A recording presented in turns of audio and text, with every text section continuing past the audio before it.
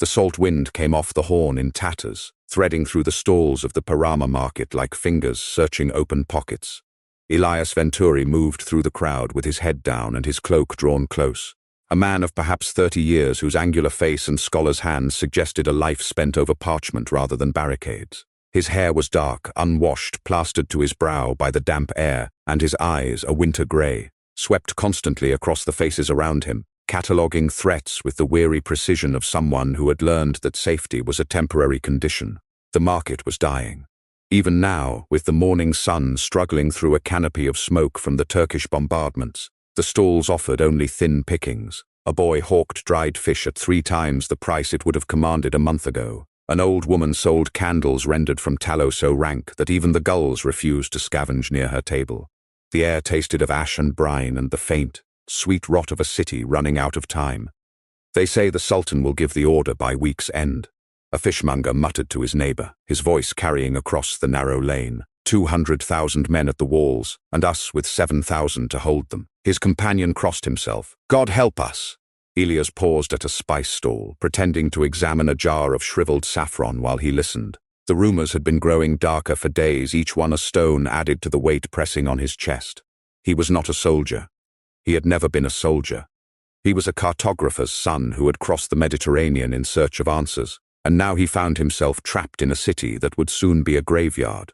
The spice merchant noticed his hesitation. You have the look of a man who is not from here, he said, his Greek carrying the soft cadence of the islands. Venetian? Genoese, Elias said, which was not entirely a lie. He had been born in Genoa, raised in the quarter of that city that served as a way station for merchants and exiles. But his blood was older than trade routes. He placed a copper coin on the counter and took the saffron, not because he needed it, but because transactions provided cover for observation. Genoese, the merchant repeated, spitting the word like a bitter seed. Your countrymen hold the walls at the Blachernay, or so I hear. At least someone is fighting. Elias said nothing. He pocketed the saffron and moved on. His lodgings occupied the upper floor of a narrow building near the old Genoese quarter, a room that had once belonged to a silk merchant who had fled before the siege began. The walls were bare stone, sweating moisture from the sea air, and the single window looked out over a courtyard where a dead fig tree stood black against the grey sky.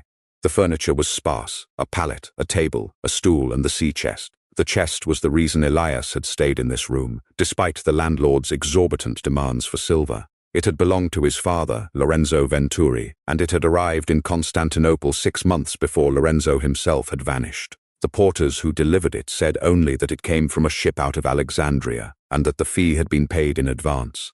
Elias had spent the first weeks after his own arrival opening it, then closing it, unable to face what it contained. But desperation had a way of sharpening one's resolve. He knelt before the chest now, the saffron forgotten in his pocket. The lock was tarnished brass, emblazoned with the Venturi crest. A compass rose intertwined with a serpent, and it yielded easily to the key he wore on a cord around his neck. The chest's lid creaked open, releasing the smell of old paper and salt-bleached wood. Inside lay the remnants of his father's life. Rolled charts tied with fading ribbon, a brass astrolabe etched with Arabic numerals, a bundle of letters in a language Elias could not read, and a leather purse containing 12 Venetian ducats.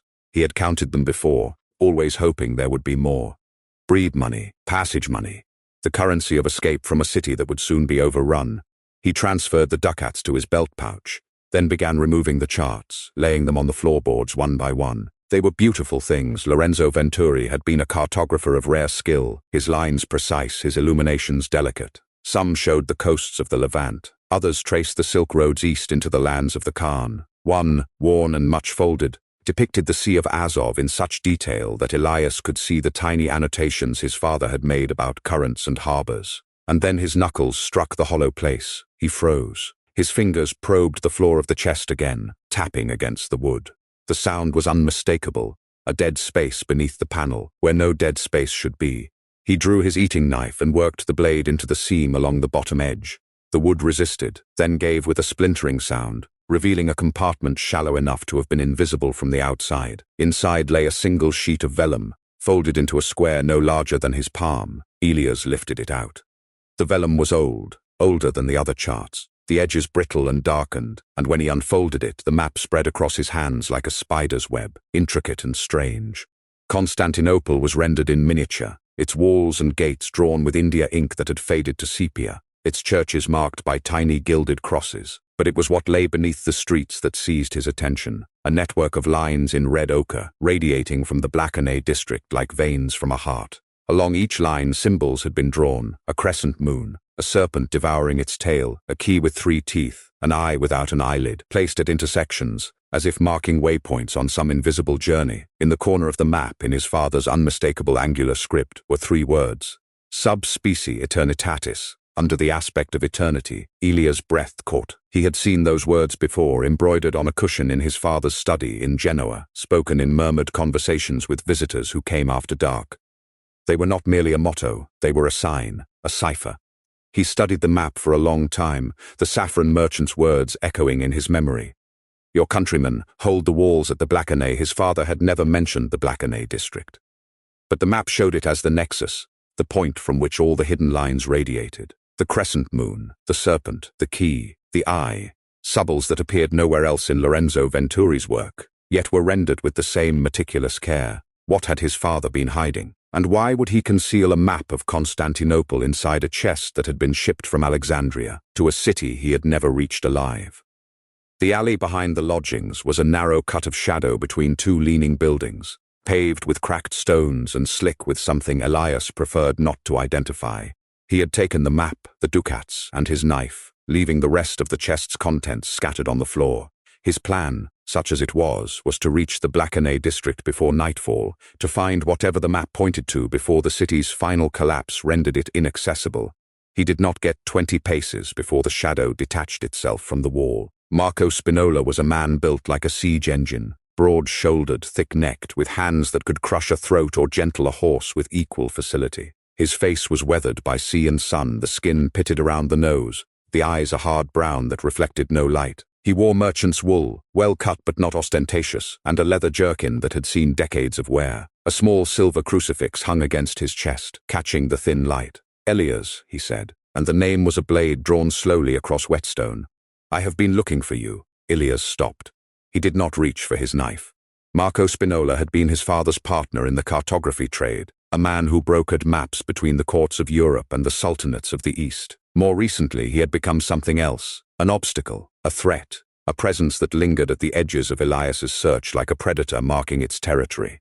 Marco, Elias replied, keeping his voice even. I didn't cross seas for ghosts, yet here I am, chasing a dead man's secrets through a dying city. Marco smiled, but the expression did not warm his face. Pretty words. Your father also spoke pretty words, right up to the end. He stepped closer, his bulk filling the alley. You have been in his things, I can smell it on you. The ledger, Elias. Where is it? The ledger. Elias had heard the word whispered in the letters his father had left behind, seen it mentioned in marginalia that made no sense without context. A book, a compilation, a record of something, but what it contained and why it was valuable enough to kill for, that he did not know, and right now, feigning ignorance seemed the wiser course. I don't know what you mean, he said.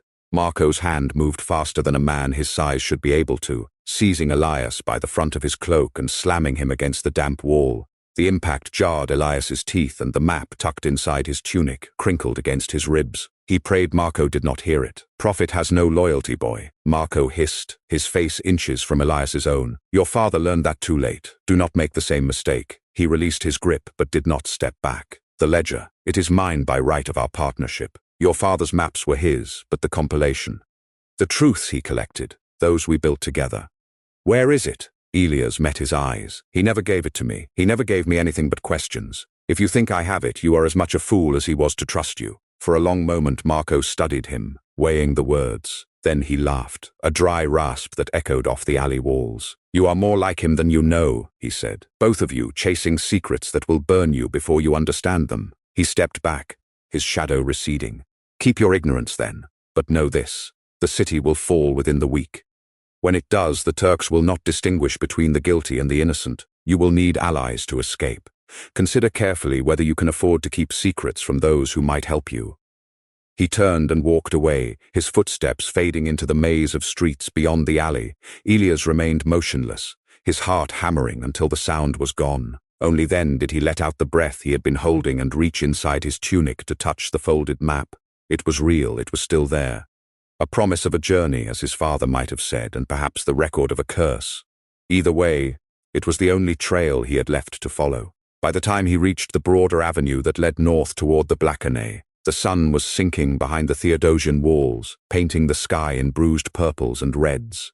Cannon fire rumbled in the distance, a steady thunder that had become so constant that Elias almost no longer heard it. Almost. He paused at a public fountain, long dry, and studied the map again in the fading light. The symbols were clearer now, their placement precise correspondences to landmarks he recognized. The Church of the Holy Apostles, the Cistern of Aetius, the Palace of the Porphyrogenitus. Each one marked a waypoint along the serpentine routes that converged on the Blackenay, the district where the walls were weakest and the defense most desperate. His father had hidden this map inside a chest that traveled from Alexandria. He had marked it with symbols that no ordinary cartographer would use, and he had titled it with a phrase that belonged to scholars, philosophers, and, if the rumors Elias had collected in Genoa were true, men who trafficked in knowledge that the powerful preferred to keep buried a map is but a promise of a journey, and a ledger the record of a curse. Lorenzo Venturi had said that once, in a rare moment of openness, during the last winter Elias had spent in his house before the disappearance. At the time, Elias had thought it mere poetry. Now he understood it as a warning. He folded the map and slipped it back into his tunic.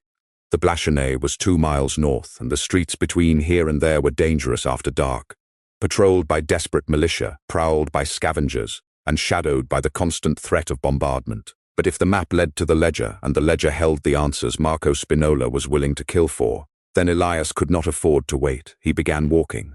The city around him was a dying thing, its breath shallow, its pulse fading. But somewhere beneath its skin, in the hidden ways his father had traced in red ochre, a secret was waiting. And Elias Venturi, who had crossed seas for ghosts and found only questions, was going to unearth it, whether it burned him or not. The avenue north toward Blackenay was a wound. Cannon fire had chewed through the colonnades, toppled the saints from their marble niches, and scattered the shards across cobbles that had once known processions of emperors.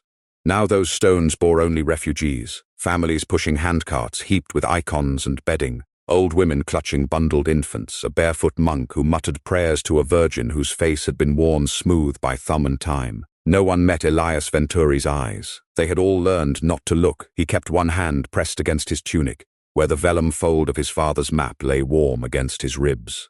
The other hand rested on the hilt of his eating knife, not because he knew how to use it in a fight, but because the weight steadied him. The air tasted of limestone dust and burning pitch. Somewhere to the east, beyond the inner wall, the Turkish bombards coughed again, and the ground trembled like a living thing trying to shake its inhabitants loose. The street narrowed. He passed a baker's shop with its awning collapsed and its oven cold, a cistern whose water had gone green with neglect, a public fountain that a marble lion guarded with blind eyes. He had studied this corner on the map not an hour ago. The red ochre line passed within 50 paces of where he now stood, threaded between a church and a ruined bathhouse, then bent sharply toward a structure marked with the serpent devouring its tail. He looked up. A janissary stood on the broken parapet of the bathhouse, watching him. The man was young, younger than Elias, perhaps 20, but stillness and war had carved a decade into the lines around his mouth. He wore the white felt balk and the long blue caftan of the Sultan's household troops, and a composite bow hung loose in his left hand, an arrow already nocked. His eyes, grey-green and startling against the olive of his skin, tracked Elias with the patience of a hunter who had learned that prey often delivers itself. A thin scar bisected his left brow, pulling the corner of that eye slightly downward, giving his expression a permanent asymmetry. Half appraisal, half grief. Elias stopped breathing for 2 heartbeats. The janissary did not raise the bow, did not call out. He merely tilted his head, as if trying to remember the name of a face he had seen long ago, in a city that had not yet learned to fear him. Then, without a word, he stepped back from the parapet and vanished into the blue shadow of the ruined walls. No alarm rose. No arrow followed. Elias let his breath go and kept walking, his pulse a fast, shallow rhythm at his throat. The church he sought was not a church any longer. Its dome had fallen in, probably during the first week of the bombardment, and the rubble had been pushed into a berm against the apse. But the library adjoining it, a low, barrel-vaulted scriptorium built in the old style, with walls of porphyry and brick, still stood, half swallowed by ivy and ash. Its iron doors were ajar. Elias slipped inside. The silence was immediate and absolute. Shelves rose on either side of him, their codices and scrolls thick with dust, their leather bindings cracked and graying. A single oil lamp burned on a lectern at the far end of the room, its flames steady in the still air. Beneath the lamp, a woman sat copying a text, her quill scratching against parchment with the regularity of a heartbeat.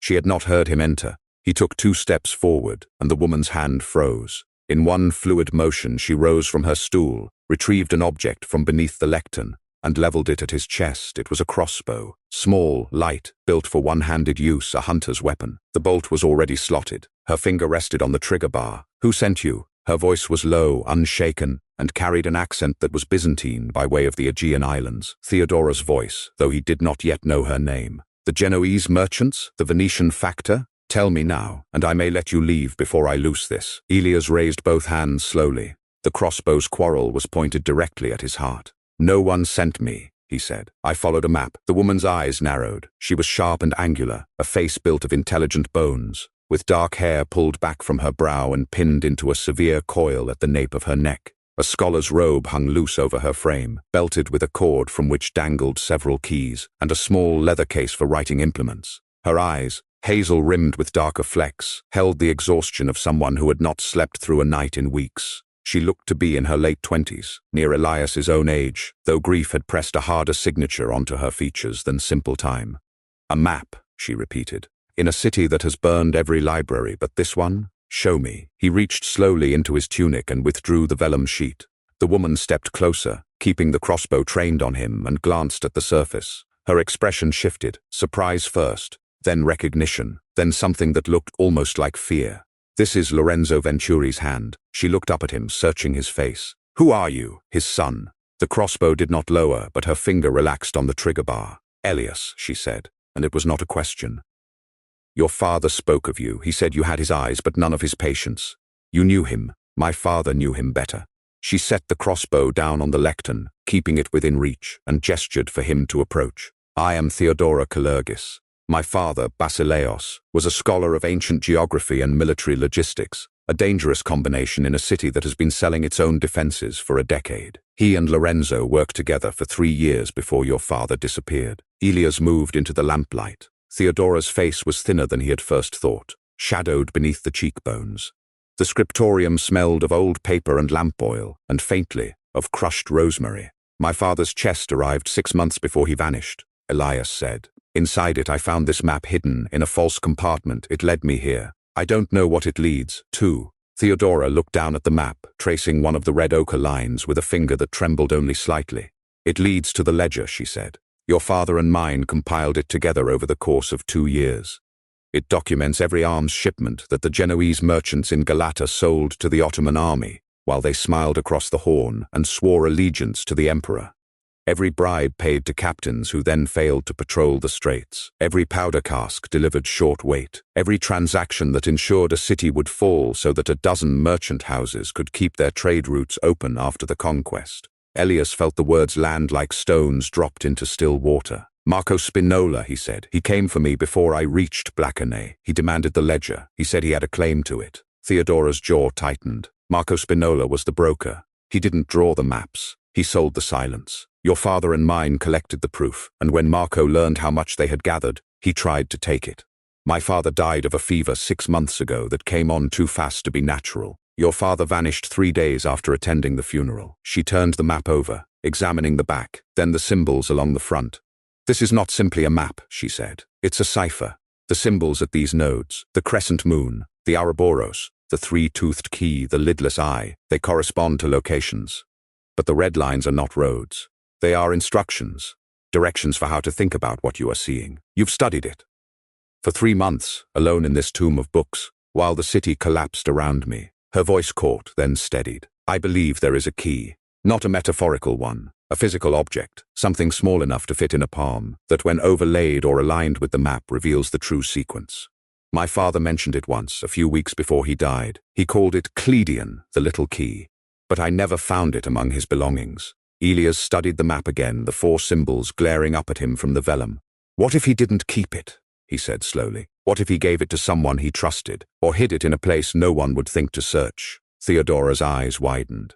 "The funeral," she said, "your father attended. What if Lorenzo took it? What if he hid it somewhere connected to both of them?" She crossed to a shelf and pulled down a codex bound in dark green leather, flipping through pages of cramped Greek script.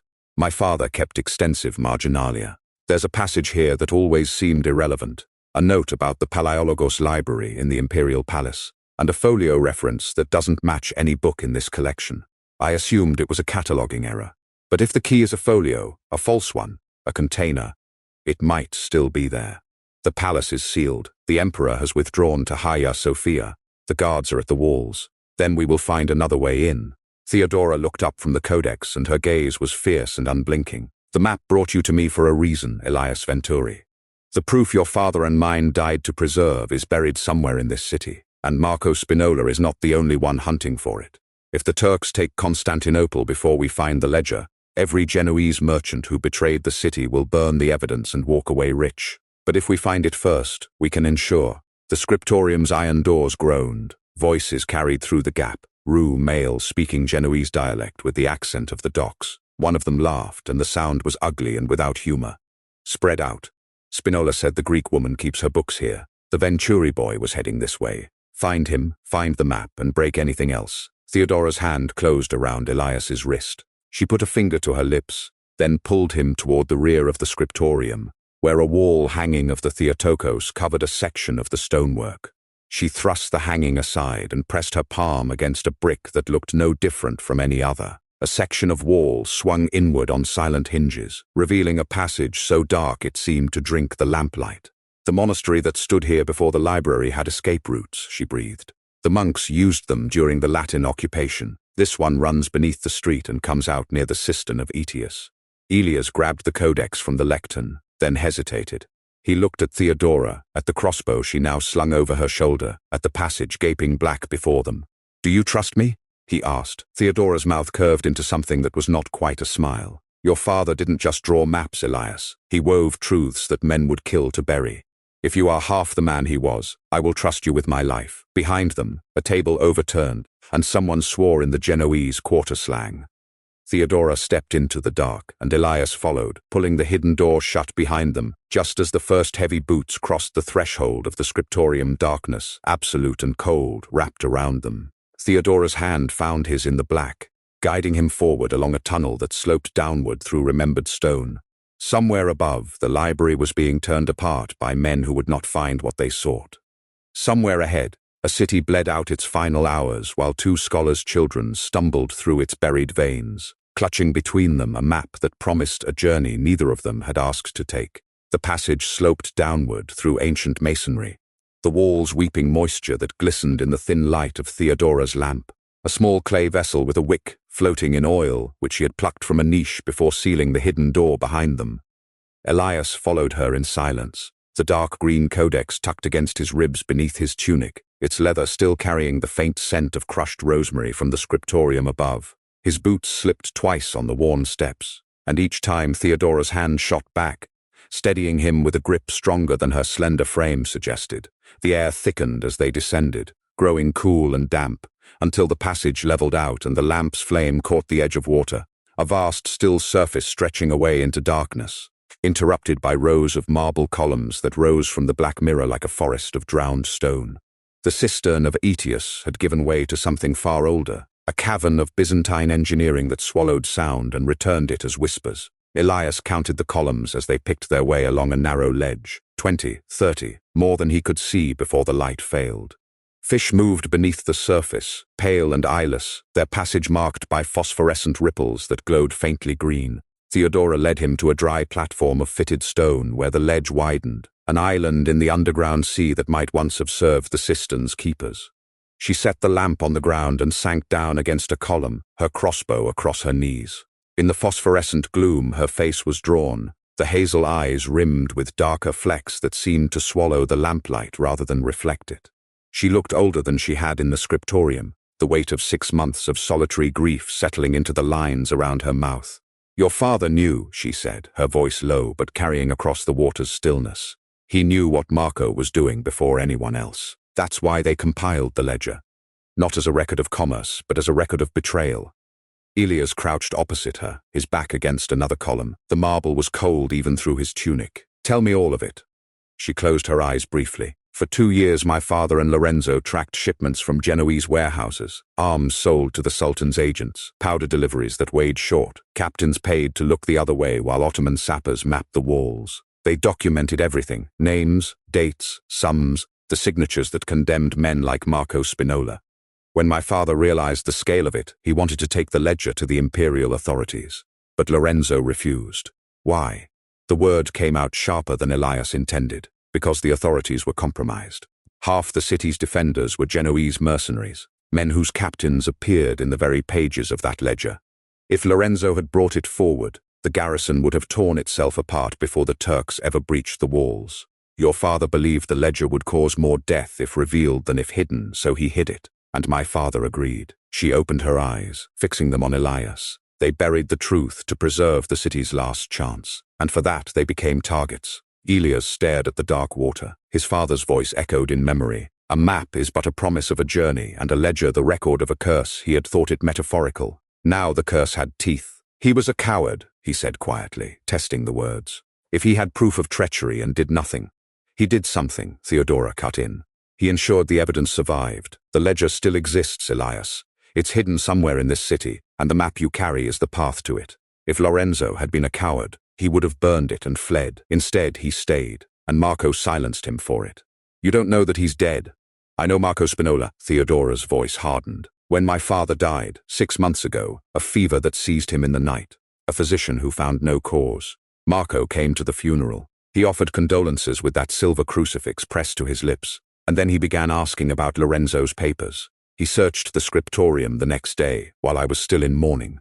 When he found nothing, his men came back with torches. I saved what I could. Elias thought of the scattered contents of the sea chest, the bundle of letters in a language he couldn't read, the astrolabe Lorenzo had taught him to use when he was barely tall enough to see over a table. My father was no fool. If he hid the ledger, he left a way to find it. The Cleidion, Theodora said. I believe it's in the imperial palace, in the old Palaiologos library, sealed since the emperor restricted access to the inner court. My father's marginalia in that codex you carry mentions a folio marked with the same serpent symbol that appears on your map. But reaching the palace now, she trailed off, glancing upward as if she could see through the vaulted ceiling to the city above, where Turkish bombards continued their steady thunder. A sound echoed across the cistern, the rhythmic splash of oars, distinct and deliberate. Theodora's hand went to her crossbow. Elias rose to his feet, his eating knife suddenly in his grip. Though it seemed a pitiful weapon against whatever was approaching, the boat emerged from the darkness like an apparition. A shallow Ottoman patrol skiff, its hull painted black, manned by 2 janissaries in mail and white caps. A lantern hung from its prow, casting a wobbling circle of light across the water, but it was the figure standing at the bow that held Elias's gaze. A young man with olive skin and grey-green eyes, a pale scar bisecting his left brow from hairline to cheekbone. The same janissary who had watched him from the bathhouse parapet without raising the alarm. He was not raising the alarm now. The skiff glided to the edge of the stone platform, and the janissary with the scar stepped off with the practiced ease of a man who had done this before. He was tall, with a soldier's build, but there was something in the way he held himself, a tension in the shoulders, a deliberation in the movement that suggested a mind working beyond simple obedience. The 2 janissaries in the boat remained seated, their hands resting on sheathed scimitars. You found your way underground, the scarred janissary said. His Italian was accented but clear, the vowels shaped by a tongue that had learned other languages first. Good. The men above would have killed you. These men, he gestured at his companions, would have killed you. But I saw you in the street, Genoese, and I remembered a face. Elias's grip on the knife did not waver. I don't know you. You saw a boy once, a Greek orphan in the Genoese quarter, starving in a doorway while the merchant stepped over him. You gave him alms, a copper coin, maybe 2. You told him to buy bread. The janissary's grey-green eyes held steady. That boy remembered you. That boy became me. Theodora had risen to her feet, her crossbow lowered but not released. She was staring at the janissary with an expression that shifted from fear to something stranger. Recognition. Idris, she breathed. You were at the orphanage. The monks called you Idris after the prophet, because you could recite the Surah Maryam from memory even though you were baptized Greek. The janissary, Idris, inclined his head. Theodora Kalergis, you used to bring us bread when the monks' stores ran low. I remember your father's ring. His gaze dropped to her hand. He wore it even when he taught us to read. A ring with a compass rose on the bezel. Theodora's left hand moved unconsciously to cover her right, where a heavy gold ring gleamed on her index finger. Elias had not noticed it before, but now he saw it clearly in the lamplight. A thick band with a flat bezel engraved with the intersecting lines of a compass rose. Theodora's father's ring. "I am a boy of this city once," Idris said, his voice carrying a weight of something that might have been sorrow. "Now I am its doom wrapped in steel. Which one of us has the longer shadow?" He turned his gaze back to Elias. "I should take you to my commander. You carry maps and codexes, you flee through secret passages, you are either spies or fools. But the boy who gave me arms is not my enemy. Tell me what you seek and I will decide whether you live." Elias exchanged a glance with Theodora. She gave a tiny nod. "We're looking for something my father hid," Elias said. "Evidence of betrayal, Genoese merchants selling arms to your army, proof that men on our own walls are working to bring them down. If I find it, I can expose them. The city might not survive, but the truth will." Idris was silent for a long moment. The cistern dripped around them, each splash a small percussion in the echoing darkness. The two janissaries in the skiff watched without comprehension, their ears catching only the foreign syllables of Italian. "My duty is to the Sultan," Idris said finally, "but I was a boy of this city once. I remember the smell of incense in Hagia Sophia, the taste of water from the fountain of the Hippodrome. I remember being hungry and being fed." He looked at Elias. "I will not help you, but I will not hinder you. That is the debt I owe the boy with the copper coin." Theodora, meanwhile, had been turning her father's ring in her fingers. A frown creased her brow. She worked the bezel, pressing at the edges, and with a soft click the compass rose face swung open on a hidden hinge. In the tiny compartment beneath, something gleamed, a sliver of brass, no longer than a joint of the thumb, with 3 delicate teeth projecting from one end like a miniature key. "The Cleidion," Theodora whispered. Her voice shook. "It wasn't in the library. It was here all along. He wore it on his hand for 20 years, and I never knew." She lifted the tiny key from its hiding place and held it up to the lamplight. The teeth were not traditional wards, but something more complex. A series of geometric shapes that might correspond to the symbols on the map. A crescent, a serpent curling in on itself, an eye, the precise notches of a 3-toothed key.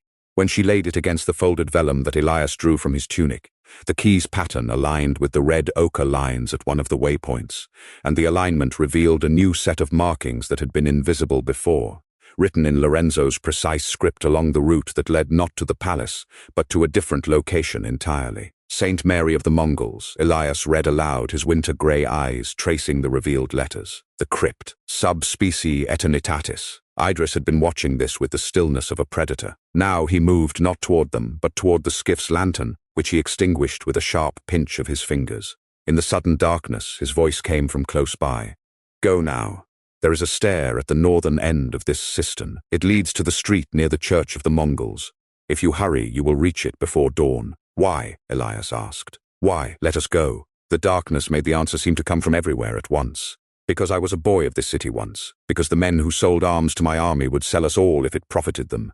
And because you, Elias Venturi, gave me arms when I was nothing. A debt paid is a shadow shortened." A distant sound echoed through the cistern, not the splash of water this time, but the deep, resonant boom of a cannon at close range, followed by shouting in Turkish, echoing down through ventilation shafts. One of the janissaries in the skiff said something urgent. Idris answered in the same tongue, his tone clipped with authority. "The walls are breached near the gate of St. Romanus," he translated for them. "My men are needed. I will report that we found nothing in the cistern. Do not make a liar of me." He stepped back into the skiff. The oars dipped and the boat vanished into the darkness, leaving only the fading ripple of its passage. Theodora was already moving, the tiny key pressed into Elias's palm, her crossbow slung over her shoulder. The northern stair.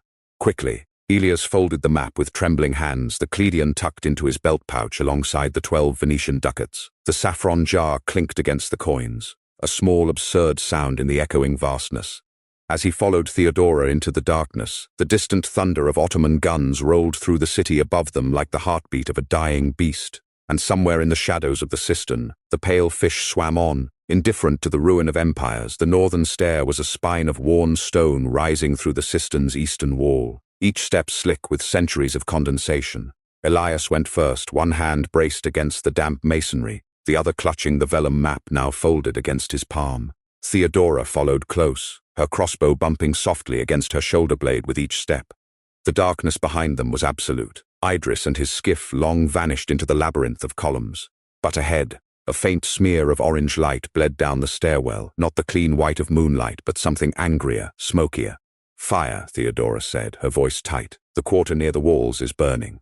Elias did not answer. He could smell it now. Not the distant perfume of burning pitch he had grown accustomed to over the siege weeks, but something closer, rawer, wet wood smoldering, the particular stench of a city coming apart. They emerged through a collapsed arch into a narrow alley between two windowless stone buildings. The sky above was a low ceiling of smoke reflecting the glow of multiple fires to the north and west. The air tasted of lime dust and hot copper. Somewhere not far off, a church bell was ringing in frantic, arrhythmic bursts. Not a call to prayer, but an alarm. "This way," Theodora said, and pulled him by the sleeve toward a wider thoroughfare. The street was empty, but not quiet. The bombardment had paused. That particular silence that was no silence at all, filled with the crackle of distant flames and the shouting of men from the direction of the land walls. The great cannon of the Sultan, the one the defenders called the Basilica, had been silent for nearly an hour now. A silence that meant the Ottoman sappers were working, or the assault was being marshaled, or both. They moved quickly, hugging the shadows of colonnades and doorways. Elias's scholar eyes catalogued the details without his willing it. A child's wooden doll lying crushed in the gutter. A shuttered apothecary's shop with a painted serpent curling around a mortar on its signboard. An icon of the Virgin left leaning against a doorway, her painted eyes staring up at the smoke-blanked stars. Theodora led with the certainty of someone who had walked these streets since childhood. She turned left at a fountain that no longer ran. The aqueducts had been cut in the first week of the siege, and right at a narrow passage between two houses that Elias would never have seen on his own. Twice they heard men's voices, rough Genoese dialect, and pressed themselves into doorways until the footsteps faded. "Marco's men are still searching," Theodora whispered, her hazel eyes catching the firelight. "They'll have the Golden Horn quarter locked down by dawn. Then we have until dawn." She looked at him, a long, measuring look. And then she nodded. The church of St. Mary of the Mongols rose before them from the smoke like something half-dreamed. It was not a grand cathedral, no dome of Justinian's scale, no mosaics that would blind a pilgrim with gold. It was an old church, built in the years after the Latin occupation, its stonework a palimpsest of Byzantine and Frankish hands. The bell tower had lost its upper third to some forgotten tremor of the earth, and the remaining structure had been reinforced with heavy timber buttresses that gave it the look of an old soldier propped up on crutches. The apse faced east, toward the Golden Horn, and its high windows flickered with the reflected light of the burning ships in the harbor. "The crypt entrance is on the north side," Theodora said, "through a small door behind the iconostasis. My father used to come here to pray. Your father or mine? Both. Together, sometimes." In the last months before, she did not finish. Elias pushed open the church's heavy wooden door. The hinges gave a groan that seemed far too loud, and they slipped inside. The air within was thick with incense, frankincense mostly, but underneath it the sharper note of myrrh, and under that the animal smell of beeswax candles that had been burning uninterrupted for days. The nave was a cavern of shadow punctuated by small constellations of candlelight. A dozen or so figures knelt in the pews, mostly women, mostly veiled, their heads bowed in urgent whispered prayer. The iconostasis at the far end was a screen of carved wood and gold leaf, the saints gazing out with those enormous sorrowful eyes that Byzantine iconographers had perfected over 1,000 years. The Christ Pantocrator in the dome above was barely visible, his face half lost in the smoke that had seeped in through the broken windows. Theodora did not pause. She walked directly to the iconostasis, to a small door set into its northern wing, and pushed it open. A narrow stair spiraled downward, the steps worn concave by generations of mourners and monks. "He came here," Elias said, his voice barely a murmur. "My father, he stood here, yes, and now I find his bones." Theodora's hand found his in the darkness. Her fingers were cold, the knuckles rough from years of handling parchment and grinding ink. "You find his truth, Elias. That is what matters." They descended. The crypt was low-ceilinged, the vaults supported by 4 square pillars of rough-hewn stone. The walls were lined with niches, some holding ossuary boxes of carved bone and wood, others empty, their occupants long since turned to dust. The air here was colder than the church above and stiller, and it tasted of damp limestone and something older. The faint, sweet odor of decay that no amount of incense could entirely mask. Candles burned in iron sconces on the pillars, fresh enough that their wax had not yet pooled. Someone had been here recently. Someone had prepared this place. "Theodora," Elias said. She was already looking at the same thing he was.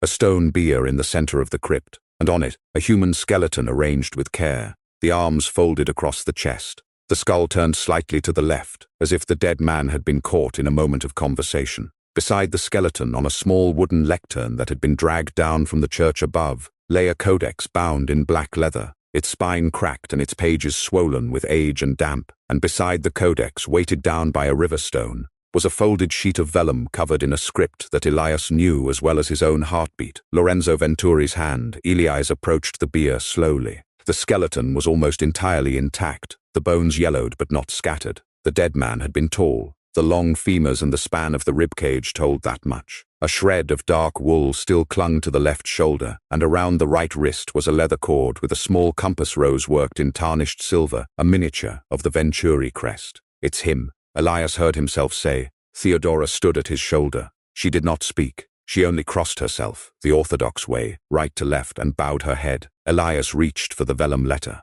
His hand was shaking. The letter was dated the 23rd of March. In the year of our Lord 1453, nearly 4 months passed. The ink was black iron gall, the letters formed with the precise, unhurried hand of a cartographer who had long ago learned to write clearly even in the worst conditions.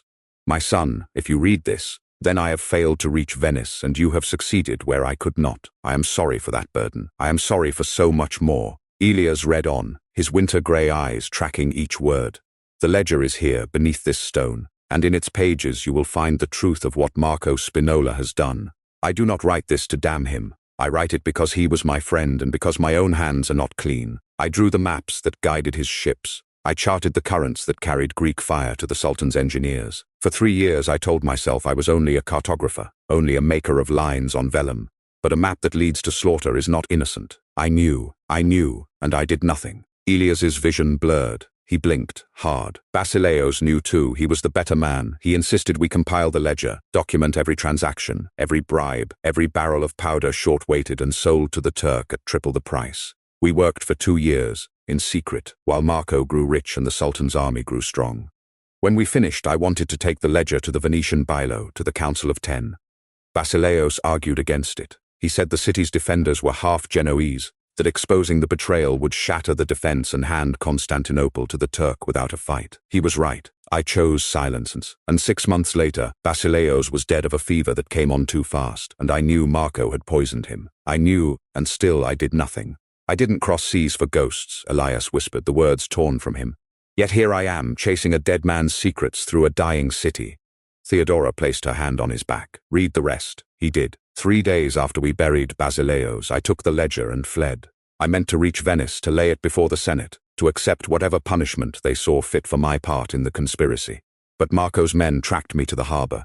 I doubled back, hid the ledger here, and wrote this letter. I do not know if I will leave this crypt alive. Marco will not let me leave Constantinople. If he finds me, and I believe he will, I ask only this: finish what I could not. Take the ledger, show the world what we became, and forgive me if you can. Your father was not the man you believed him to be. He was weaker and more afraid, and he loved this city more than he loved his own honor. I do not know if that is a sin or a salvation. I leave that judgment to you and to God. Sub specie aeternitatis. Elias let the vellum fall. The silence in the crypt was absolute except for the distant rumble of a cannonade resuming in the north. "Your father didn't just draw maps, Elias," Theodora said quietly. "He wove truths that men would kill to bury. I know." His voice was hoarse. "I know that now." Together they lifted the black leather codex from the lectern. It was heavier than it looked, the pages dense with Basileos's cramped Greek and Lorenzo's precise Latin, columns of dates and sums and names. Elias opened it at random and read, 12 March 1452, 300 weight of naphtha, delivered to Ottoman agents at Pera by S. Grimaldi, payment advanced by M. Spinola. Another page, 4 April 1452, Captain G. Doria, 40 ducats for delaying powder shipment. 200 defenders at the Blackenay wall left without shot for 8 days.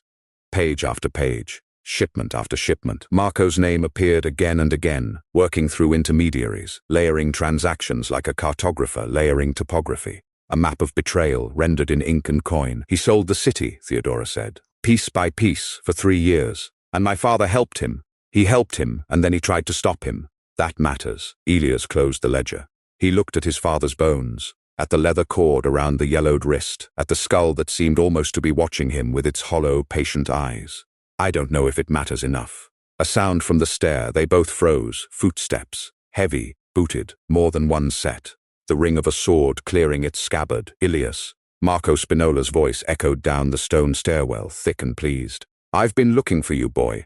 He emerged into the candlelight with two men behind him, Genoese mercenaries in half armor, their faces hard and bored in the way of men who had done ugly work before and would do it again. Marco had not changed since Elias last saw him in the alley.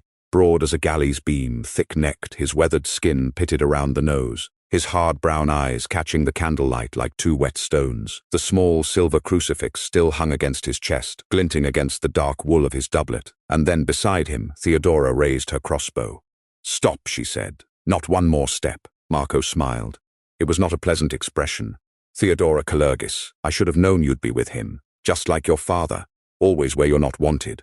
He spread his hands, a gesture of false reasonableness. "Give me the ledger. Give it to me, and I'll let you both walk out of this crypt. You have my word." "Your word," Elias said, "is worth less than the ash in the air. Prophet has no loyalty, boy. Your father learned that too late. Don't make his mistake."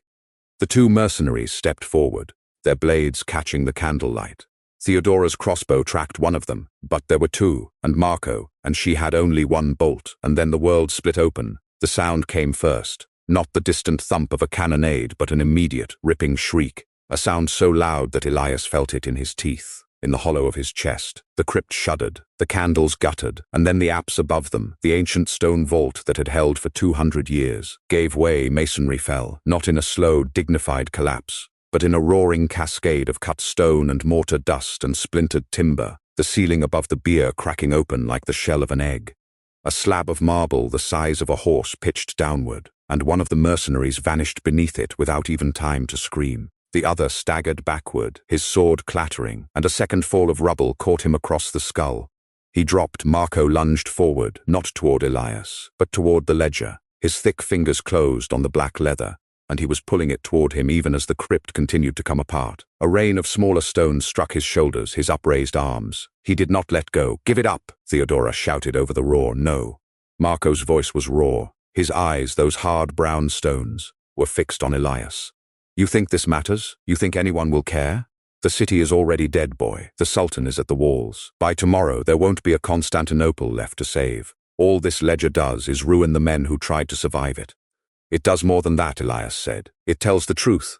"The truth," Marco laughed, a jagged sound. "Your father's truth. Your father who drew the maps that guided my ships, who knew what I was doing and took my money for 3 years, who only grew a conscience when it was far too late. You want to carry his banner? Then carry it." A groaning sound from above, the vault shifting, the collapse still hungry. Theodora grabbed Elias's arm. "We have to go now." Marco still had the ledger. He was pulling it to his chest, blood running from a cut on his scalp, his face contorted with something that might have been rage or desperation or both.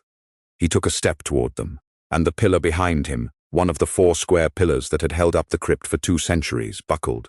It did not crack. It simply folded, the mortar turning to powder, the stone blocks sliding sideways in a slow, grinding cascade. Marco had time to turn. He had time to raise one arm. Then the pillar was on him, pinning him across the legs and lower back, and he screamed, a high, shrill sound that did not belong in the throat of a man that size. The ledger skittered from his hand, sliding across the floor to stop against Elias's foot. "Take it." Marco's voice was a wreckage.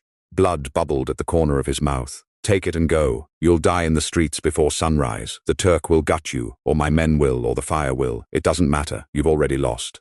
Elias bent and picked up the ledger. The black leather cover was warm in his hands, still carrying the heat of Marco's body. He looked at his father's bones, still lying on the bier, somehow untouched by the collapse. The skull still watched him with its hollow eyes. "Goodbye, father," he said, and turned to the stair. Theodora was already moving, her crossbow still in her hand, her dark hair come loose from its coil and falling wild around her angular face. "The north door," she said. "Go." Behind them, Marco shouted something, a curse, a threat, a plea. But the crypt was still groaning, the stones still settling, and Elias could not make out the words. He did not look back. They climbed the stair, 2 scholars' children fleeing through a dying church in a dying city, clutching a dead man's confession. The ledger was heavy against Elias's ribs, heavier even than the dark green codex he still carried, heavier than memory, heavier than grief. The church above them shuddered, the iconostasis swayed. The Christ Pantocrator in the dome cracked across the cheek, and a fine dust of gold leaf sifted down like a benediction. Then they were out in the smoky night, and the church of St. Mary of the Mongols was groaning its death groan behind them, and Elias did not know if Marco Spinola was dead beneath the stone or only waiting, pinned and furious, for the next collapse to finish the work. The ledger. He had the ledger. The truth was in his hands, and the city was burning around them. The air outside the church tasted of copper and burning pitch. Elias stumbled into the alley with Theodora's hand locked in his, the black leather ledger clutched against his ribs, his lungs heaving against smoke that rolled down the narrow street in thick yellow billows. Behind them, St. Mary of the Mongols groaned like a dying beast, its remaining walls slumping inward, and a fresh cascade of rubble thundered into the crypt where Marco Spinola lay pinned beneath a pillar, screaming curses that no one would ever hear. Theodora coughed into her sleeve, her crossbow slung across her back, her dark hair torn loose from its coil and whipping about her angular face. Which way? Elias oriented himself by the dull orange glow to the east, where the sky above the Golden Horn reflected the fires consuming the merchant quarters. The map was still folded against his chest beneath his tunic, but he no longer needed it. He knew this city now, not the city of his father's vellum lines, but the city of ash and collapsing walls and screaming bells that had been ringing without pause since midnight. The Petrian, he said. There are Venetian ships at the Horn. If we can reach the harbour, a sound cut through the smoke before he could finish. Not the crash of Ottoman cannon, which had resumed its steady drumbeat somewhere to the south, but a deeper roar. A human roar, the sound of 10,000 voices crying out in triumph and terror. It rolled across the rooftops like a wave, and beneath it came the unmistakable clash of steel on steel, the splintering of gates, the shriek of horses. The walls had fallen, they ran. The streets of the Petrian district twisted like a nest of snakes. Narrow alleys designed to confuse invaders, but now serving only to trap the fleeing. They rounded a corner past a tanner's shop with its shutters bolted and emerged into a small square where a fountain shaped like a fish had long ago run dry. A crowd was already surging through it. Women clutching icons wrapped in linen. Old men with swords they were too weak to lift. Children clutching the hems of their mothers' skirts. A priest in black robes chanting the Kyrie eleison as he stumbled over a broken paving stone. The mob swept through the square like a tide, and before Elias could pull Theodora aside, a knot of terrified merchants burst between them, their arms loaded with sacks of flour and bolts of silk. Theodora's hand tore from his grip. Theodora! He lunged toward her, but the crowd was a living thing, a river of elbows and shoulders and shrieking voices. He saw her face for one moment, hazel eyes wide, rimmed with darker flecks, her mouth shaping his name, and then a cart drawn by a panicked mule lurched across the square, and she was gone, swallowed by the crush of bodies streaming toward the harbour. Elias fought against the current, shouting her name until his throat burned, but the mob had its own logic. A broad-shouldered man in a butcher's apron drove an elbow into his ribs, not out of malice but pure animal desperation, and Elias staggered against the dry fountain, cracking his shoulder blades against the stone fish. The ledger nearly slipped from his grasp. He clutched it tighter, the swollen pages pressing against his chest. Around him, the square emptied with terrifying speed. The last stragglers, a young woman dragging two weeping children, a monk with a bloodied bandage around his head, disappeared into the alley mouths, and then the square was still, silent save for the distant roar of the Ottoman assault and the crackle of fires eating through the wooden rooftops to the east. Elias pushed himself upright, his winter-grey eyes scanning every shadowed doorway, every darkened window. Theodora! Nothing.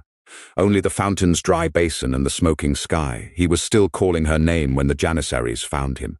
They came not in a wave, but in a precise, disciplined file, their white felt caps silhouetted against the burning glow, their mail shirts glinting, their scimitars already dark with use. There were 4 of them, and at their head walked a tall figure with a scar bisecting his left brow from hairline to cheekbone, whose grey-green eyes found Elias in the shadows of the fountain with an expression that was neither surprise nor satisfaction. Idris, the other 3 janissaries, fanned out behind him, their boots crunching on broken pottery. One of them muttered something in Turkish, gesturing toward Elias with the point of his blade, but Idris raised a hand and the man fell silent. "You," Idris said in Italian, low and careful. "The scholar's son still alive. I wondered if I would find you among the dead."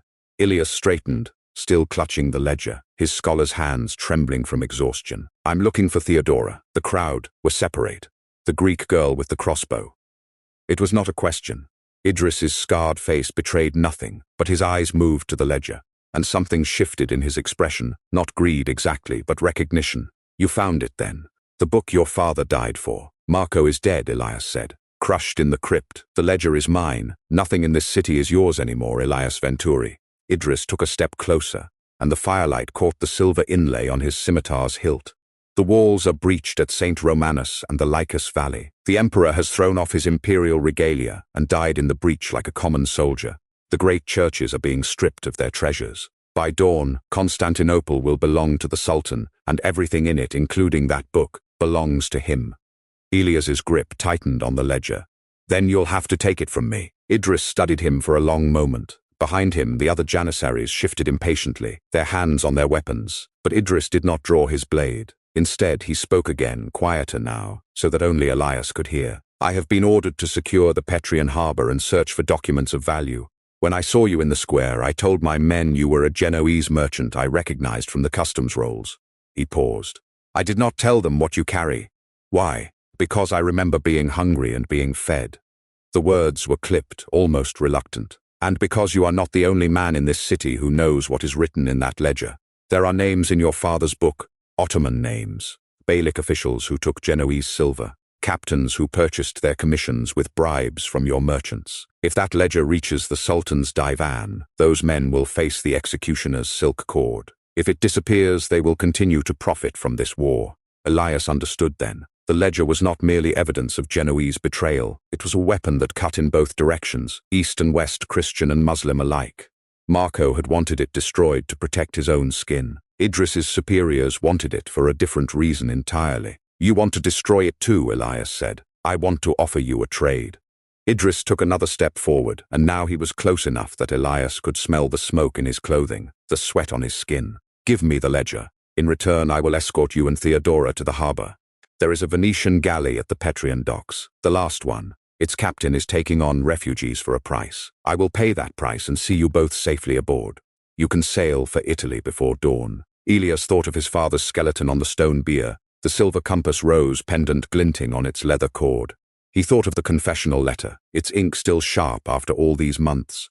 I knew of the betrayal, and I stayed silent. He thought of Elias Kalergis, poisoned by Marco's hand, and Theodora's face when she'd read the truth in the crypt.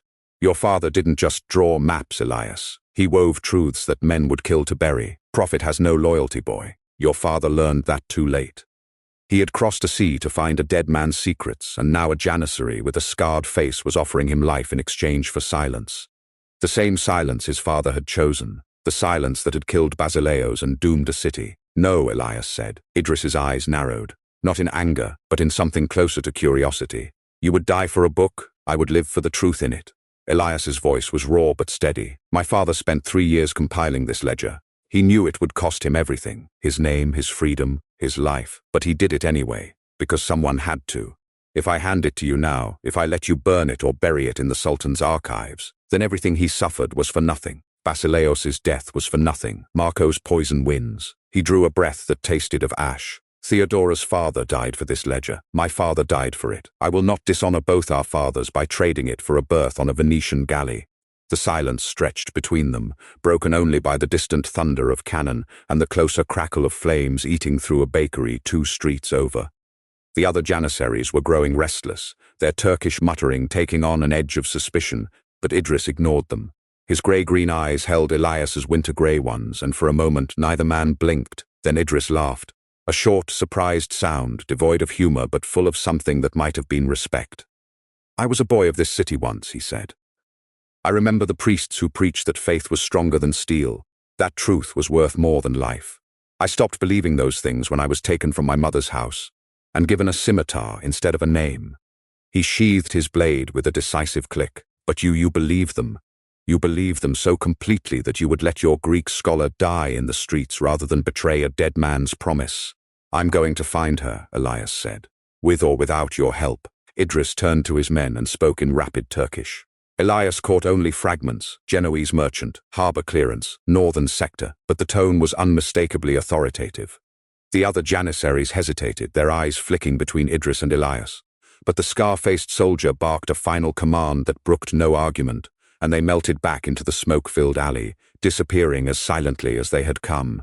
When Idris turned back, his expression had hardened into something like resolve. The Greek quarter is burning. If Theodora was swept toward the harbor, she would have been forced north by the fire toward the Augustine. That is where the worst of the looting is. Some of my brothers in arms have forgotten that they are soldiers and not brigands. Then we go to the Augustine. Idris nodded once. Stay close to me, and if we find her alive, Elias Venturi, you will owe me a debt beyond the one I already owed you. A debt paid is a shadow shortened, but yours is growing very long indeed.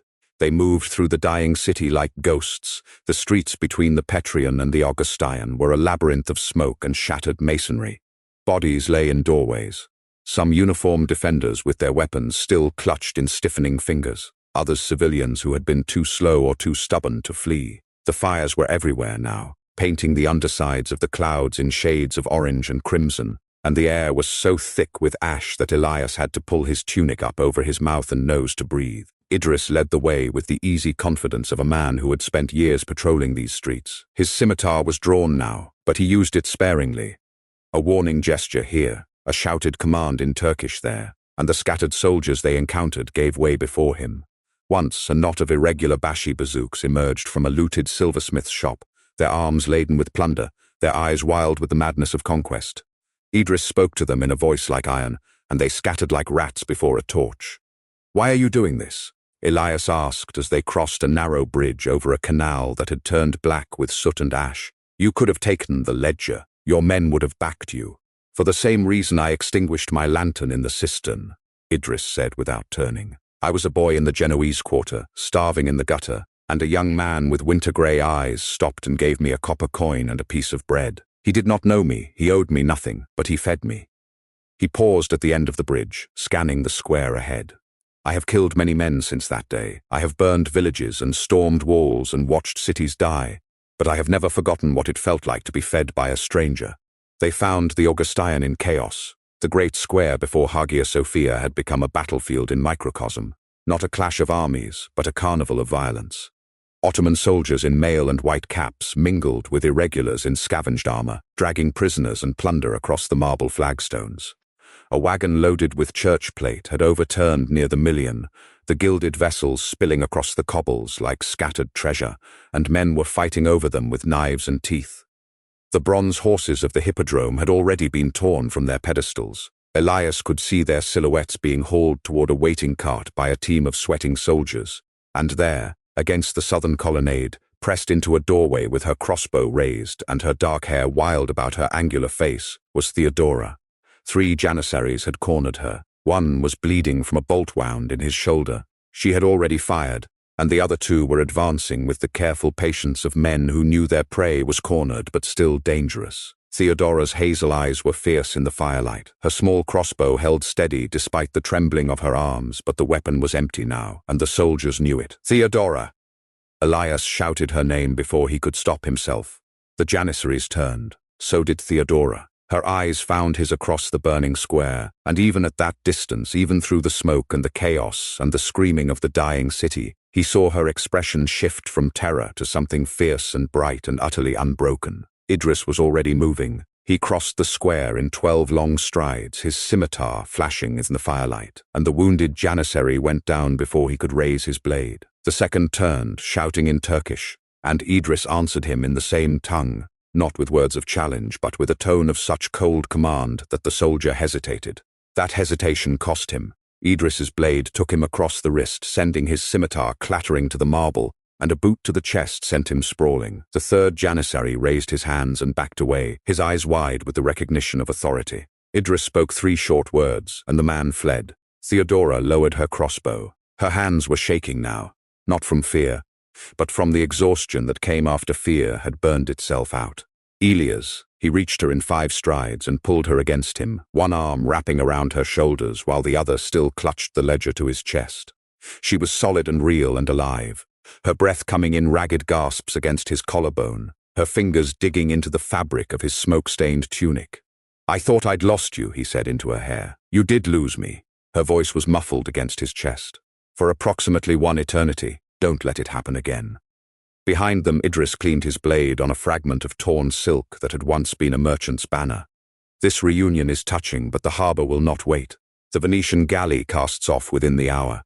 If you mean to send your ledger west, Elias Venturi, this is your moment."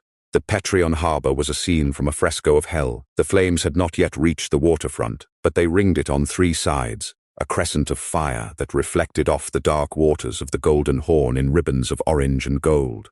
The great chain that had protected the harbor for months still stretched across the mouth of the Horn, but it was irrelevant now.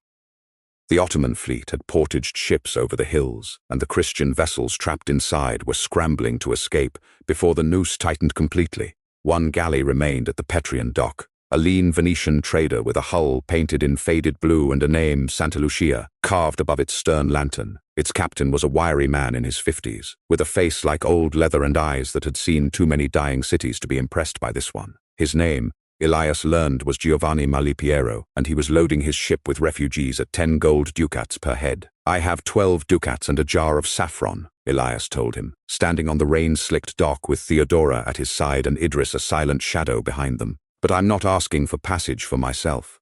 Malipiero's leathery face creased with suspicion. "What are you asking?" Elias held out the ledger.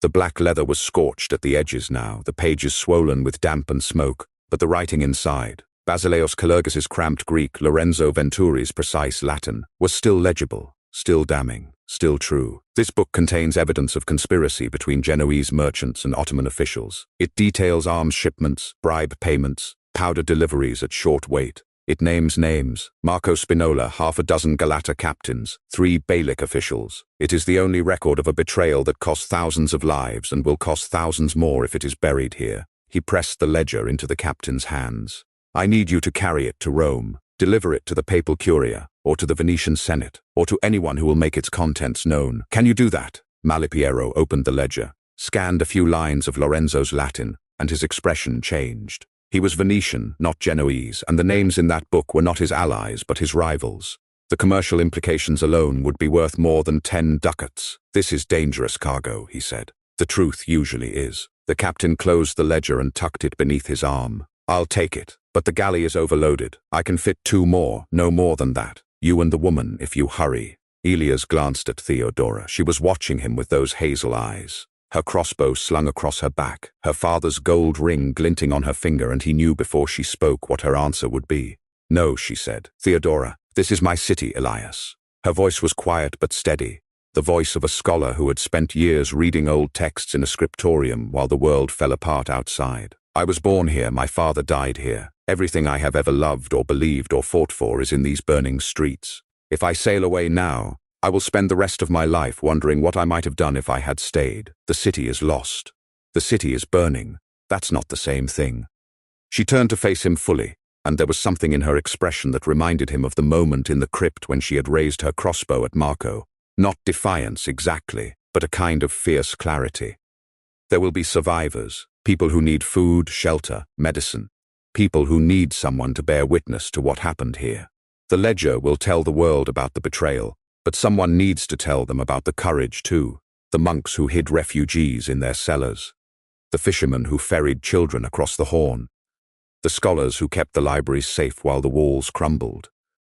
Elias looked at the galley, at the refugees huddled on its deck, at the captain who was already turning away to prepare for departure. He thought of his father's bones in the crypt of St. Mary of the Mongols, crushed now beneath tons of rubble. He thought of the confessional letter and its final words.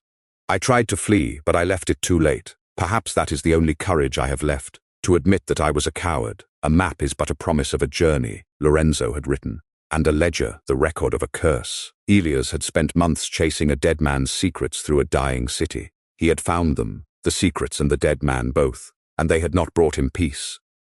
But standing on the dock with the flames rising behind him and the woman he loved at his side, he understood something he had not understood before. Some journeys were not about reaching safety. Some journeys were about choosing where you stood when the world fell apart. "Take the ledger," he told Malipiero. "Tell them what happened here." Then he turned to Idris, who had been standing silent throughout the exchange, his scarred face unreadable in the firelight. "You said a debt paid is a shadow shortened. Consider your debt to me paid in full. But if you ever find yourself questioning what you are, soldier or butcher, conqueror or orphan boy from the Genoese quarter, remember tonight. Remember that you helped save something that mattered." Idris met his eyes for a long moment. Then he inclined his head, a gesture that was not quite a bow but not far from one either. "Goodbye, Elias Venturi." I hope you live long enough to read about your ledger in the histories they will write about this night. He turned and walked back into the burning city, a tall figure with a scar bisecting his brow, and the smoke swallowed him whole, the galley cast off.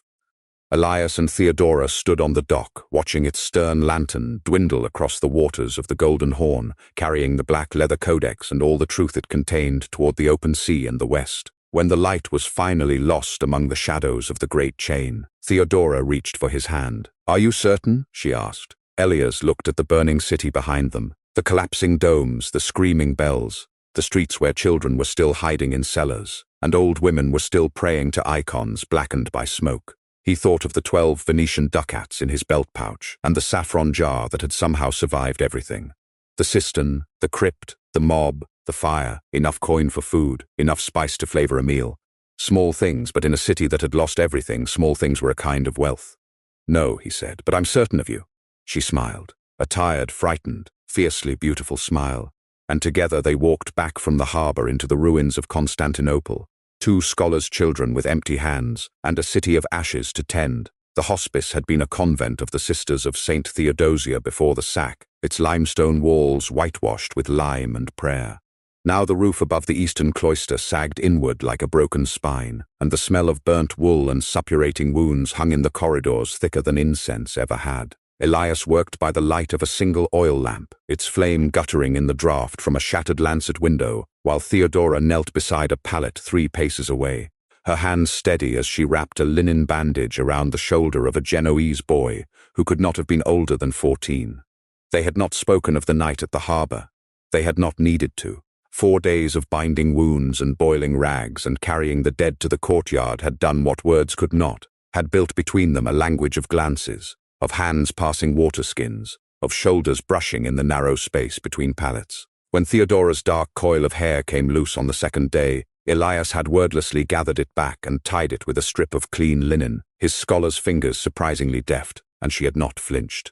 "Hold him still," she said now, her hazel eyes not lifting from the boy's wound. Elias shifted his weight, pressing the boy's uninjured shoulder against the pallet. The lamp flickered. Outside, beyond the shattered window, Constantinople burned on in pockets, not the great conflagration of the first night, but smaller fires, the slow digestion of a city being consumed quarter by quarter. Ottoman patrols had moved through the district at dawn, their officers tallying captives and commandeering usable buildings, but they had left the hospice alone. The dying and the fevered held no value as slaves, and the Sultan's surgeons had their own wounded to tend. "Another hour and this one will sleep," Theodora murmured. She tied off the bandage with a precise knot, her right hand moving with the same economy she had once used to cross-reference Ptolemy against Arabic star charts in her father's scriptorium. The heavy gold ring on her index finger caught the lamplight. The compass rose bezel, its hidden compartment empty now, the Cleidion carried instead in Elias's belt pouch against his hip. A man 3 pallets down began to cough, a wet, tearing sound. Elias rose and crossed to him, stepping over a shattered iconostasis that someone had dragged from the convent chapel to use as a partition. The man was Greek, middle-aged, a fishmonger by the look of his coal-used hands. He had been pulled from the rubble near the Prosphorian harbour with a broken leg and a gash across his ribs. Now infection had set in, a red bloom spreading beneath the skin. "There is little more we can do for him," Elias said quietly, in Italian. The language felt foreign on his tongue now, a tongue of merchants and ledgers, but Theodora understood. She came to stand beside him, her sleeve brushing his. "We can keep him from dying alone." They had buried 17 since the first morning. 17 shrouded bodies carried to the courtyard and laid in a common grave that Elias had dug with a spade he found in the convent garden. Theodora had spoken Greek prayers over each one, her voice steady even when the Ottoman patrols passed within earshot, even when the muezzin's call began to sound from a nearby church whose bells had been torn down. Elias looked at her now, at the exhaustion carved around her mouth, the dark smudges beneath her eyes, the way her slender frame seemed to have grown smaller and harder in the past days, like tempered steel drawn thin. He thought of his father's letter, the one he had read by torchlight in a crypt that no longer existed. "I have tried to flee this city, but the weight of what I know has made me too slow." Lorenzo Venturi had died trying to escape. His son had stayed. "Your father wrote of the plague year in 47, Elias said suddenly, surprising himself. In one of the letters in the chest. He said the Sisters of Theodosia took in 300 souls and lost only 40. He said it was a kind of miracle. Theodora's hazel eyes met his. My father was here that year too. He brought medicines from the Venetian quarter. A ghost of a smile crossed her angular features. Perhaps they passed each other in this very cloister, 20 years before they sat together compiling a ledger that would doom them both. The ledger saved us, Elias said. It brought us here. It brought your father to a crypt and mine to a poisoned cup. The fishmonger coughed again, and they both turned, the moment breaking. But as Elias reached for a water skin, Theodora's hand caught his wrist, just for a heartbeat, just long enough that he felt the warmth of her fingers through the grime. And then she let go and moved to the next pallet. On the 5th day, Idris came. Elias was emptying a basin of fouled water into the courtyard when he heard the familiar cadence of janissary boots on stone. He straightened, one hand moving instinctively toward the eating knife at his belt. But the figure who stepped through the broken gate was alone, and his grey-green eyes held no threat. He had changed in 5 days. The dust of the siege had been washed from his olive skin. His uniform was clean and pressed, the mark of the Sultan's household troops visible on his collar. A new scabbard hung at his hip, the hilt wrapped in good leather. But the scar bisecting his left brow was unchanged, a pale seam from hairline to cheekbone, and when he saw Elias he did not smile. Janissaries did not smile at Venetians in conquered streets, but something shifted behind his eyes. "Venturi," he said, "you are still alive through no wisdom of my own." Elias set down the basin. "Theodora is inside." Idris nodded. He carried a canvas sack over one shoulder, and now he swung it down and set it on the broken flagstones. Linen, salt, 2 jars of olive oil, a surgeon's kit from the Ottoman field hospital. The surgeon will not miss it. He has 3 others, and bread. He paused. "The bread is from me." Elias looked at the sack, then at the janissary. The boy he had once fed alms to in the Genoese quarter now stood before him in the livery of the conqueror, and the debt between them had been pronounced paid at a harbour as the last Venetian ships burned on the water. Yet here he was. Why? Because the ledger named names that reach into the Sultan's own circle, Idris said quietly. Because those names may yet undo men who have grown fat on betrayal. Because the city I helped conquer is full of ghosts and some of them still wear my face. He glanced toward the hospice door. And because she remembered me. In the square, when the other janissaries had her cornered. She looked at me and she knew me. The girl who brought bread to the orphanage. She said my name, the name they gave you at the Devsherm. Elias said, "Yes." Idris's jaw tightened. "But there was another name before that. A name my mother gave me, before the Sultan's recruiters took me from my village. I did not remember it. I was 4 years old. I remembered nothing. But Theodora," he paused. And his voice dropped. "She told me my mother's brother had a son who survived the sack. A cousin. She remembered him from the orphanage rolls. A boy called Alexios, with a scar on his chin from a fall. He is alive. He is in the Fanar quarter, working as a translator for the Ottoman quartermaster." Elias felt something shift in his chest. Theodora had not mentioned this. She remembered his name from the orphanage records. Idris continued. "She wrote it down for me. Along with the district where he was last known. I found him yesterday. He did not know I existed." The janissary's grey-green eyes were very bright and very distant. "We spoke for an hour in Greek. He looks like my mother, I think. I do not remember my mother's face, but I looked at him and I saw something." The door to the hospice opened and Theodora stepped out. She had changed the linen wrapping on her hands and she had washed her face. Her dark hair was pulled back into its severe coil, and she looked from Elias to Idris with an expression that was not surprise. "You came," she said. "You knew I would, I hoped." She crossed the flagstones and stopped an arm's length from him. "You found Alexios?" "Yes, and—" Idris held her gaze. "And I have a cousin now, a family. It is a small thing in a city of ashes, but it is mine." He turned back to Elias. "The supplies will last perhaps a week. After that, I do not know if I can return. The new order is hardening. There are edicts about aiding the remaining Christians, but I will try." He did not wait for thanks. He turned and walked back through the gate, his boots echoing on the stone, and the sack of supplies sat between them like a promise neither of them had expected to keep. 3 weeks passed, then 4. The Sultan's edicts reshaped the city. Churches became mosques. The great chain across the Golden Horn was dismantled. The Venetian quarter was emptied, its merchants dead or fled or ransomed, its warehouses stripped. But in the desecrated hospice of St. Theodosia, the wounded continued to arrive. Fewer now, and more of them Greek than Latin, but still they came. Theodora had trained 3 of the ambulatory survivors to assist with bandaging and water. Elias had learned to set bones from an elderly Jewish physician who had survived the sack by hiding in a cistern and who now worked beside them with hands that never trembled. It was in the 6th week that the courier came. He was Venetian by his dress, though his cloak was travel-stained and his boots were worn through at the soles. He rode a horse that looked half dead, and he carried a leather satchel sealed with the papal bull. When he dismounted in the courtyard, Elias was hauling a bucket from the well, and for a moment he thought he was hallucinating. No courier from the west should have been able to reach them. The city was Ottoman now, the gates were controlled. And yet here he stood. Elias Venturi? The courier's voice was hoarse with exhaustion. I have been searching for you for 3 days. The Venetian consul, what remains of his office, directed me to the Fana, and the quartermaster there sent me to the fish market. And a woman at the fish market told me to look for a Genoese-looking man with grey eyes at the old convent. Who are you? Paolo Foscari, courier to His Holiness Pope Nicholas. The man pulled a folded parchment from his satchel, the seal crimson and unbroken. The galley, Santa Lucia, reached Ancona a month ago. Captain Malipiero delivered the codex directly to the papal legate. It was taken to Rome under guard. He held out the parchment. This is a copy of the Pope's own letter, dispatched by fast ship to Constantinople. The original remains in the papal archives. Elias took the parchment. His hands, calloused now from weeks of hauling water and digging graves, trembled slightly as he broke the seal. The Latin was formal and dense, but the meaning was clear. The ledger had been examined by the curia. Its contents had been authenticated by Genoese defectors and Venetian merchants who recognized the handwriting of Elias Kalergis. The names within: Genoese captains, Ottoman officials, double-dealing merchants from Galata to Pera, had been cross-referenced against shipping manifests and customs records.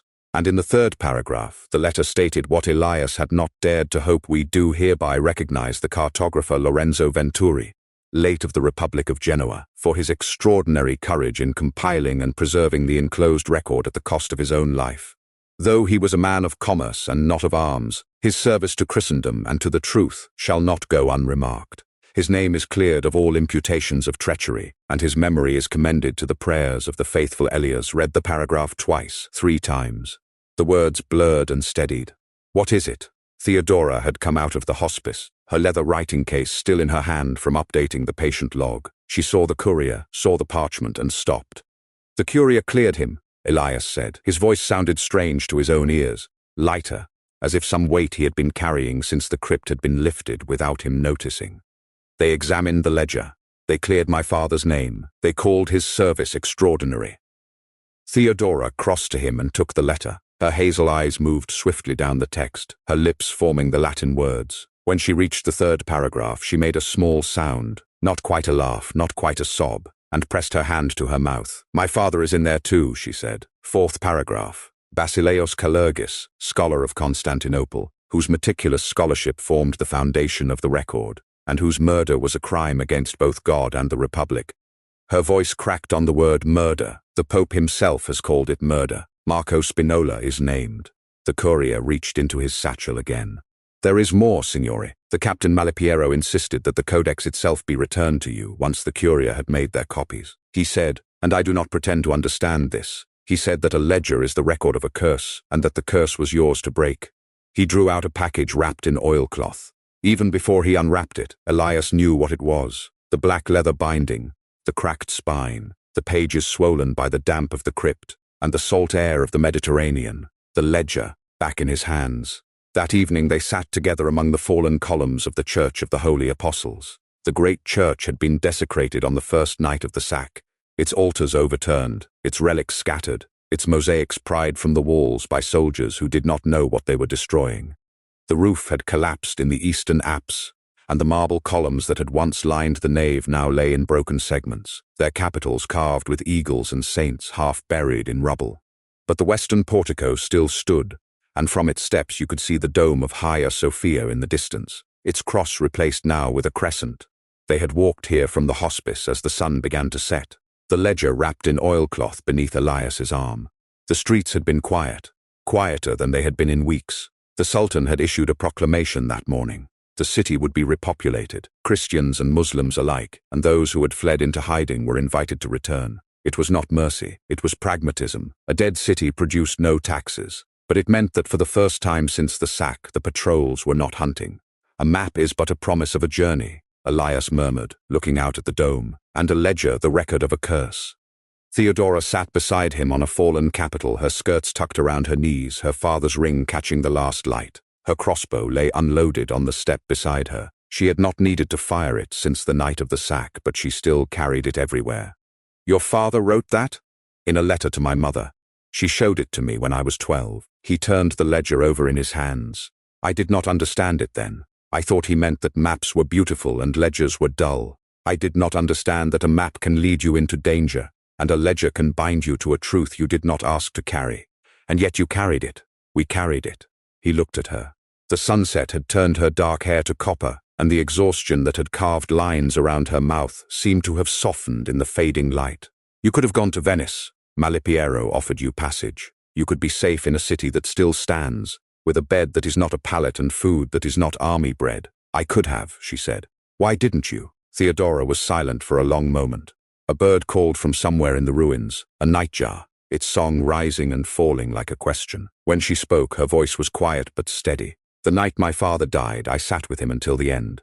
The fever took him in 3 days. Marco's poison, though I did not know it then. He could not speak at the last. His eyes were open, but he could not speak.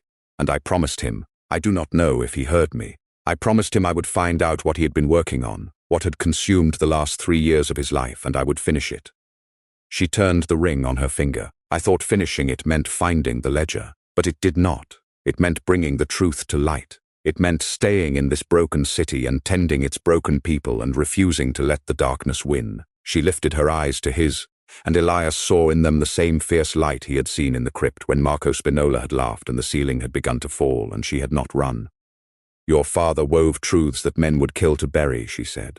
"My father died for those same truths. And you crossed seas for ghosts and found a dead man's secrets. But you stayed. You stayed when the walls fell. You stayed when the ships sailed. You stayed when you could have let the ledger burn and walked away. The ledger isn't what kept me here. I know." She reached up and touched his face, his angular jaw, the dark stubble that had grown rough over weeks without a razor. Her fingers were cool and steady. "I know, Elias." He kissed her then, among the fallen columns, with the last light dying over the Bosphorus and the ruined city spread out before them, like a patient under a surgeon's knife.